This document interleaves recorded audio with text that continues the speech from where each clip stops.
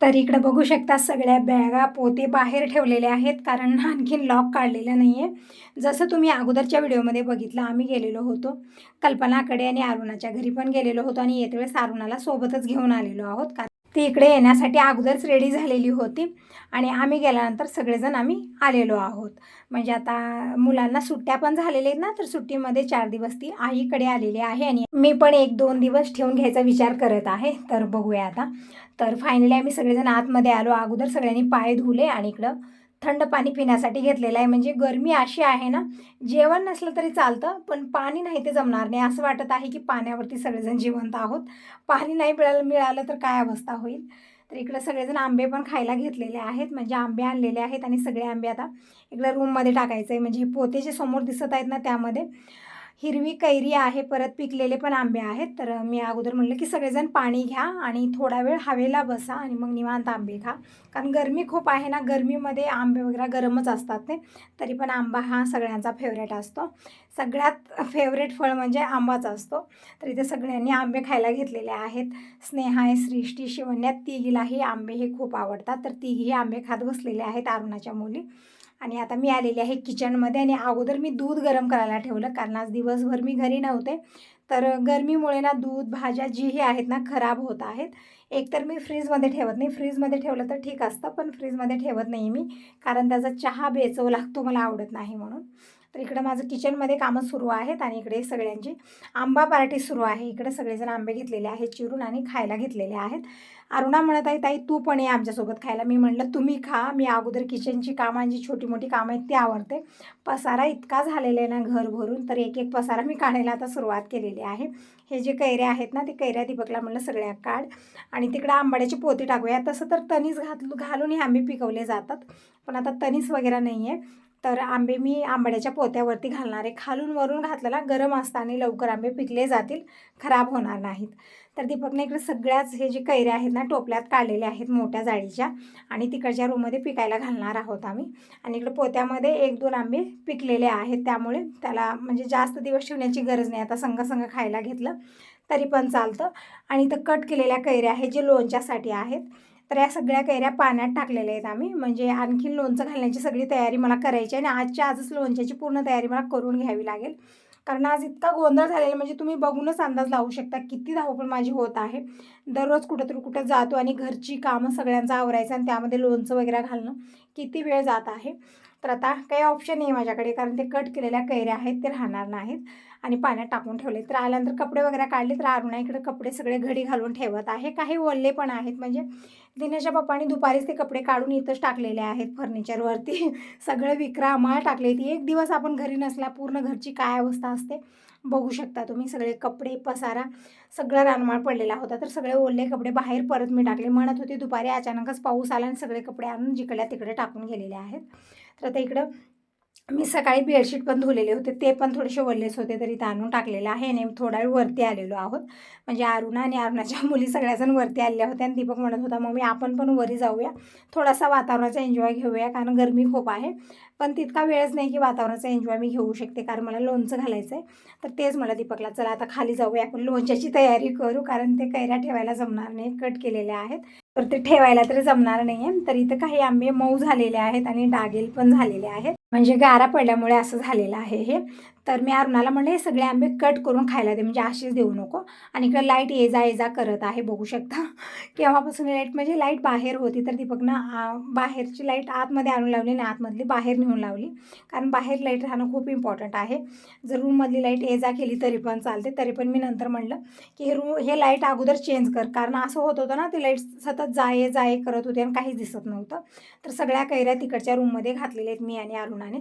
सगळ्या कामात अरुणा माझी मदत करत आहे, म्हणजे दोघी बहिणीनं मिळून सगळी कामं खूप लवकर आणि फास्ट आवरली. खूप पसारा झालेला होता आणि तितकाच वेळ काढून थोडा वेळ आम्ही वरती पण गेलेलो होतो, थोडा वेळ बोलतही बसलेलो होतो. म्हणजे घरी येत आहेत आम्हाला 4-5 वाजलेले असतील, खूप लेट झालेला होता आणि उदगीरला जोरदार पाऊस होता, पण इकडे पाऊस पडलेला नाही आहे. म्हणजे वातावरण ठीक आहे, पण गरमी खूप होत आहे. तर असो आता आलेलो आहोत फायनली आम्ही सगळेजण किचनमध्ये, म्हणजे बाहेर फॅन वगैरे ऑन आहेत, तरी पण अरुणाच्या मुली बाहेर बसणार नाही, सगळे आमच्या मागं किचनमध्येच आलेले आहेत, कारण आम्ही काय करतो काय ठेवतो सगळं त्यांना बघायचं असतं. किचनमध्ये मध्ये मध्ये सुरू असतं त्यांचा हे गोंधळ. तर असं अरुणाला इकडं खूप सारा लसूण मी सोलण्यासाठी दिलेला आहे. मी इकडं मोहरी जे आहे ना ते मी नीट करून घेत आहे. 1-2 खडे म्हणजे गावाकडून आलेली मोहरी आईने दिलेली आहे मला हे. तर 1-2 मातीचे खडे होते यामध्ये, त्यामुळे चाळणी मी केलेली आहे. सगळे मातीचे खडे वरती आलेले आहेत आणि मोहरी खाली गळालेली आहे. तर मोहरी अगोदर मी नीटनेटकं करून घेतलं, निवडून घेतलं आणि ते मिक्सरला मी मोहरी बारीक दळून घेत आहे. तोपर्यंत अरुणानं लसूण पूर्ण चोळून घेतला आणि फटकत आहे. एक ताट दिलेलं आहे तिला. बाहेर पण आता अंधार पडलेला आहे पूर्णपणे. तर आता जे करायचं आहे किचनमध्येच बसून करायचं आहे. तर लसूण छान चोळून घेतल्यानंतर मी म्हटलं लसूण जे आहे ना आता सोलून दे मला, म्हणजे एकही त्यावरती पाचोळा असला नाही पाहिजे. आणि हे जे कैऱ्या मी भिजत घातलेल्या होत्या म्हणजे पाण्यात टाकून ठेवलेल्या होत्या ना कट केलेल्या कैऱ्या, तर हे आता मी इकडे घेऊन आलेली आहे. जाळीचं जे टोपलं आहे ना हे खरंच आज खूप मला कामाला आलं.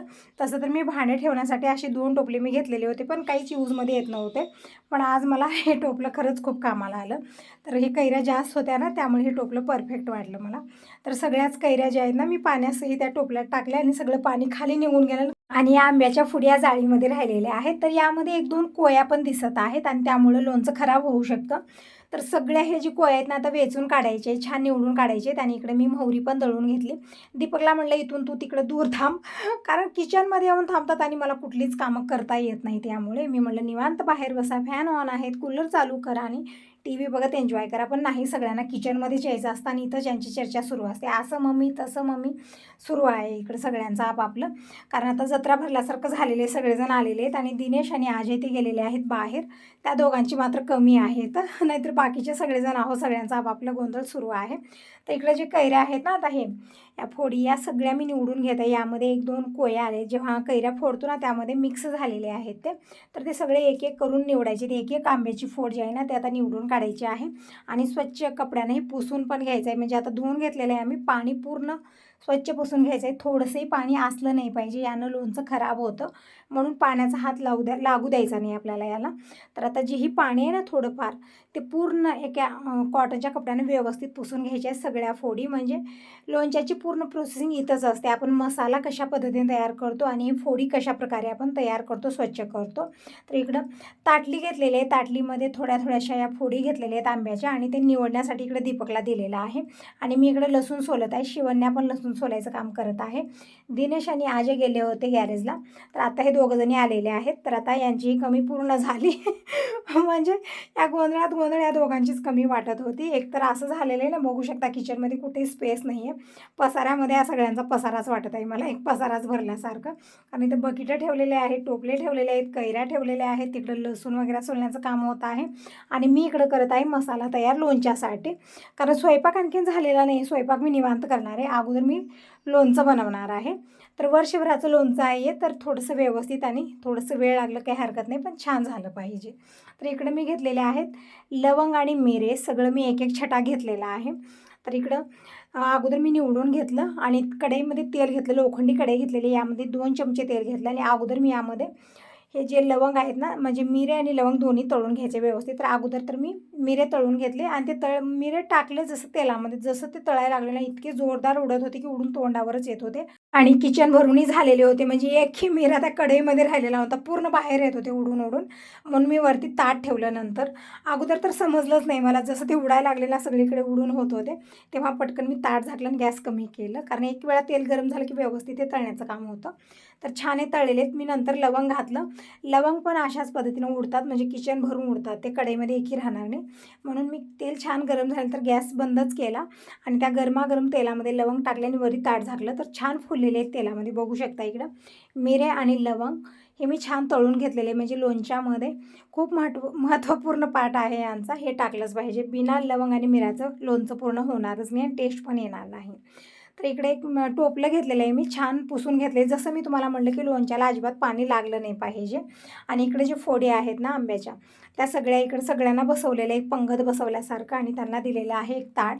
आणि सगळे जे आंब्याच्या फोडीत ना ते निवडायला लावले. जी ही कोय आहे त्यामध्ये पूर्ण वेचून काढा. आणि एक कॉटनचा कपडा दिलेला आहे दिनेशला, मी इकडे टावेलचा कॉटनचा कपडा दिलेला आहे आणि त्यानं ते फोडी व्यवस्थित पुसायला लावलेत, म्हणजे पूर्ण पाणी पुसलं पाहिजे. आणि इकडे अरुणाला दिलेले मोठं खलबत आणि यामध्ये लसूण वाटण्याचं काम होत आहे. म्हणजे आता लोणचं थोडंसं जास्त आहे त्यामुळे मसाले लसूण हे सगळं जास्तच लागणार आहे. तर इकडं बघू शकता, इकडं खूप जास्त तेल घेतलं. यामध्ये मी अर्धी वाटी जिरं टाकलेलं आहे आणि म्हणजे हे तेल अंदाजाने मी तुम्हाला सांगेन तर अर्धा किलोच्या वरूनच आहे. तर परिपूर्ण तेल तरी आपल्याला लोणच्याला टाकावंच लागतं, तेव्हाच लोणचं छान आणि टेस्टी बनतं. आणि यामध्ये अर्धी वाटी मी जिरं टाकलेलं आहे. जिरं छान तडतडतं तोपर्यंत मी इकडं मसाले काढून घेत आहे. आणि अरुणाने इकडे लसूण पूर्णपणे सोलून दिले. लसूणही बघू शकता थोडंसं जास्तच मी घेतलेलं आहे, म्हणजे पाव किलो तरी लसूण आहे. आणि आता इकडे मी काढलेले सुके मसाले, तर यामध्ये मी घेतलेलं आहे पाव किलो लाल मिरची पावडर आणि एक मोठी वाटी भरून मी हळदी पावडर घेतलेली आहे, म्हणजे लोणच्याला कलर यानं छान येणार आहे. आणि मीठ तरी खूप सारं घ्यायचं आहे आपल्याला, म्हणजे असं म्हणलं जातं मीठ थोडंसं जास्त असलं पाहिजे. तर इकडं मी अर्धा किलो मीठ घेतलेलं आहे, अर्धा किलो लाल मिरची पावडर आणि अर्धा किलोच्या वरून थोडंसं मीठ आहे. म्हणजे सगळं मी अंदाजानं घेतलेलं आहे, काही मेजरमेंट नाही आहे इथं, सगळं अंदाजानं घेतलेलं आहे. आणि पण तुम्हाला मी इकडं मेजरमेंट सांगत आहे. 25 ते 30 कैऱ्यासाठी लोणचं बनवण्यासाठी मी इकडं 1 किलो मोहरी घेतलेली आहे, अर्धा किलो लाल मिरची पावडर, 2.5 छटाक हळदी पावडर आणि 1 छटाक लवंग, 1 छटाक मिऱ्या घेतलेल्या आहेत, अर्धी वाटी जिरं आणि 1 किलो तेल घेतलेलं आहे आणि 2.5 छटाक लसूण घेतलेला आहे. लसूण छान सोलून वाटून घ्यायचं आहे आपल्याला, यामध्येही पाचोळा असला नाही पाहिजे आणि पाणी अजिबात लागू द्यायचं नाही आहे. तर सगळे मसाले अगोदर इकडे मिक्स केलेले आहेत मी. आणि तोपर्यंत जिरं छान तडतडलेलं आहे, मोहरी टाकायची नाही आहे, फक्त जिरं छान तडतडल्यानंतर पूर्णपणे लसूण टाकलं आणि कढई थोडीशी छोटी पडली, त्यामुळे ना तेल बाहेर येत होतं. जसं मी लसूण टाकलं तर भांडं थोडंसं मोठं घ्या आणि या प्रोसेसमध्ये गॅस कमी ठेवायचा. जेव्हा आपण लोणच्यासाठी मसाला बनवतो कमी गॅसवरतीच बनवायचा, यानं टेस्ट छान येतो. नाहीतर काय होतं, मसाला जळाला की मग पूर्ण लोणचं बिघडून जातं आपलं.